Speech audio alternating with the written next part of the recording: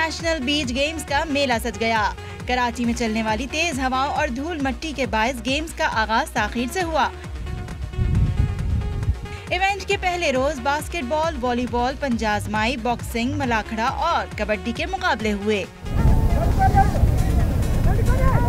Games में शरीक दीगर शहरों से आने वाले खिलाड़ियों ने साहिल पर भी तफरीह की। गेम्स में तो इतनी इंजॉयमेंट नहीं हुई, लेकिन हमने समंदर पे आके काफ़ी इंजॉय किया क्योंकि हम गिलगित से आए। हमारे सारे फ्रेंड्स एक साथ थे तो हम लोग ने बहुत फन किया। इसके अलावा ये चांसेस बार बार नहीं आते। बहुत खूबसूरत लगे, बहुत पहली बार कराची आए और इसी वजह से ही आए कि हम यहाँ पे गेम खेलेंगे तो दूसरा मंजिल हमारा ये था कि हम समंदर भी देखेंगे और फिरेंगे भी कराची में। गिलगित में ऐसे समंदर तो होते नहीं है, लेकिन यहाँ आके हमें और भी मजा आ गया। सिंध के वजीर खेल सरदार मोहम्मद बख्श महर इवेंट का जायजा लेने सी व्यू पहुँचे।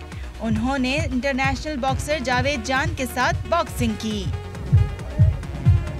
सूबाई वजीर ने रिवायती खेल मलाखड़ा खेला और खिलाड़ियों के साथ पंजाजमाई भी की।